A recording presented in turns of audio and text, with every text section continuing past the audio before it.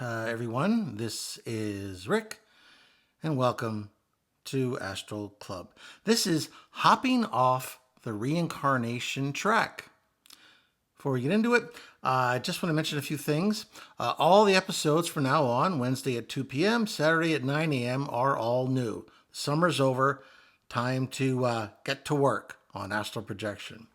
I also want to mention we've got some new patrons for this month. Lady Alana, Astral Master, Michael Nick, Astral Master, and Sana, Astral Master. If you'd like to join them, there will be a link in the description. Lastly, if you'd like lessons to learn how to astral project, all you have to do is go to the description, send me an email requesting more information. Be happy to work with you. I work with folks now all over the world. Hopping off the reincarnation track. This is a concern I've seen for many people. And I've dealt with it in the past, pretty much letting people know the positive side of it. It's kind of like school. You know, you ask the average kid, especially in middle school, let's say, whether he'd rather stay home and play video games or whether he'd rather go to school. And a large percentage would probably say, I'd rather stay, home and play Fortnite or whatever the newest game is than go to school. But I think we all realize, especially now we're dealing with adults here, that school is necessary if you want to have any kind of life afterwards. But is it possible to get off the reincarnation track? If so, how does one do it? In my experience in Astral Guide School and on the astral plane dealing with my guide, I've learned quite a bit. Now, I have distinct memories, and I mentioned some of my memories before about my pre-life memories. And one of them is that I voluntarily came back here in the physical on Earth because I saw that I could help not only members of my family, but I could help people in astral projection, which of course is another way of exploring your spirituality and to help people grow, those that were interested. And so I voluntarily came back. It had been a while, but I volunteered to come back. However, I do know that it is one heck of a challenge once you get here. As a matter of fact, I gave myself an out in case I changed my mind. And it manifested as pyloric stenosis in my young body. That if I chose to leave that lifetime, I would die from that particular illness. However, in the middle of that illness, I recall thinking that I wanted to stay. So I set up my parents to take me to a hospital where I could be diagnosed and have an operation. I mean, they thought it was just a virus and they were going to kind of wait it out. If they'd done that, I would have essentially died of starvation. I don't want to get into the whole thing. If you're interested in pyloric stenosis, look it up. However, the main thing here is there's folks who are interested in being done with physical lifetimes. Now, it's kind of a testament that you're not quite done, because if you were, you wouldn't be here. Or if you perhaps volunteered to come here, then that's a different case. But I do know, and I remember dealing with spirits in the reincarnation process, because that was part of my schooling. There are certain things that you have to have accomplished if you want to have any chance of getting off the reincarnation track. So I'm going to go over some of these things now with you. The first is you want to hold on loosely to your loved ones. You want to encourage their growth, even if it's apart from you. Trying to hold a loved one back so that they stay with you is a very negative act, whether you realize it or not. And what happens then is you form negative karmic bonds with that individual, which, if you don't work them out this lifetime, you're going to have to work them out the next lifetime. So hold on loosely to those loved ones. Second, don't become too attached to physical wealth. In our Western world, it seems like we're always playing a game of Monopoly. We're always looking for the next buck. How can we make the next buck? How can we get that nice car? And then, how can we get a nicer car and a third car? How we can get that bigger house, that larger paycheck. Now, there's nothing in and of themselves that is negative about physical wealth.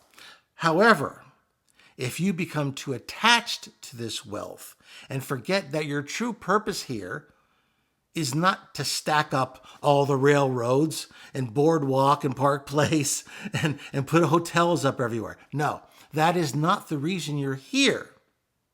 The reason you're here is to realize that, yes, you can exist in a physical world, but you're master over that physical world. It is not master of you.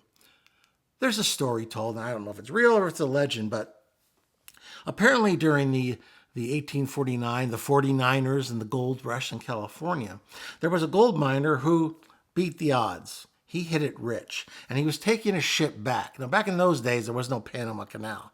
So if you wanted to get back to the East Coast, you had to go all the way down underneath South America and then come all the way up. Well, it's a very treacherous passage, and this particular ship was hit by a storm, and it started sinking. Now, this particular miner happened to be a strong swimmer, and that was something that was kind of rare back in those days. You didn't have a lot of swimming clubs back in those early mid-19th century among the populace. So, but he could swim. Who knows why or how. However, he was unwilling to let go of all the gold coins that he had been able to get his hands on because of all the ore that he had mined. So as the ship began to sink and the waves began to sweep over the deck, instead of getting rid of these heavy weights of gold coins, he held on to them and sank with the ship. Who knows, maybe his skeleton at the bottom of the ocean is still holding on to those sacks of gold coins for all the good that they did him.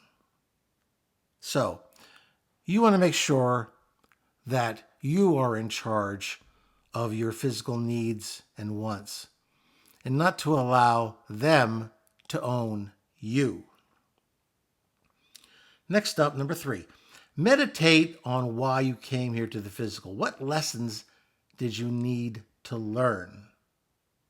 Be mindful every day on how you treat others and treat them as you like to be treated. When you do this, you give yourself a much better chance of learning the lessons you came here for and of stopping creating negative karmic bonds. 4. Now, this involves the ego. If you are holding grudges against another person, you have established a negative karmic tie with them. It doesn't matter whether it's not your fault, okay? It does not matter. A karmic tie is a karmic tie. It holds you to that person until you're able to break it. If possible, mend fences with that person. However, remember that they also have free will. If they aren't ready to bury the hatchet, then you do so from your end. You can forgive, and perhaps eventually they'll reciprocate. Next, and this one is probably a challenge for all of us, and certainly was a challenge for me, and is on a daily basis. Gain control of your emotions, of your passions. I like to read Marcus Aurelius, who was the last of the good emperors in the 2nd century AD, and his writings. He was in the Stoic camp, and I find peace in reading his writings. We have emotions as humans. There is nothing inherently negative about human emotions. We have them. We all have them. However, do you control your emotions or do they control you? If someone says something out of pocket and you get angry, what's happening? Well, someone said something to you that injured your ego. So what does your ego do? Well, it reacts with anger and perhaps launches an attack of its own. Is this positive in any way? Are you improving this issue in any way? Are you really putting salve on your ego because of what that person said by attacking them instead? You're basically throwing gasoline on a fire. Throwing gas on a fire does not help put out the fire. It just makes it worse. Reply to an angry word with a soft word. You'll find, and I learned this quite a bit in sales, you'll find that it disarms the person. If they attack you, reply softly to them in a very understanding way. That's how you disarm another person. Not through anger, not through hate, not through violence. No. So how do you do this? Well, it's a day-by-day situation, isn't it? Your ego, you have to meditate on your ego and understand that it is healthy to have a healthy ego. However, you must be in control of your emotions. You may feel anger. Before you express that anger and perhaps injure relationships, break off a loving relationship that you worked on for years and then you dismissed it, broke it, fractured it in a fraction of a second. Instead, go to your quiet place. Go anywhere and meditate on why you're angry. Allow that anger to seep away and see the injury for what it is. It's an attack on your ego. But unless you allow this attack to deeply affect you, it can't. It's just words. So instead, when you're in a calming place, then reply to that individual with peaceful and soft words. And you'll find they'll be disarmed because they're expecting you to come back at them with equal or even worse anger. And essentially you're playing at that point right into their plan. So by turning that around and making peaceful gestures, being considerate, caring, you'll find that they don't know how to reply to that. It's just like being on Reddit sometimes. You express an opinion that is contrary to some other person's opinion, let's say. And then instead of coming back with a logical reply, they'll come back and call you names or whatever. If you then reply in a different way, in a way that shows that you care about their thoughts and that you don't take their words to heart and that you don't reply in kind, unless there's someone who's completely dull to the human condition and to understanding how other humans think, they're going to feel like a little kid, like they're having a fight with an adult who refuses to fight with a child. So think about that. Think about your passions. And before you act out, before you allow them to control you, understand that you are the one in control. And you can decide to let those violent, negative passions go and reply in such a way that shows your nobility rather than your worst negative side. If you can do all those things and work on all those things, you will go a long way to getting out of the reincarnation track. And I can tell you that I can think of a number of occasions where the soul involved had a problem with one or more of these particular traits.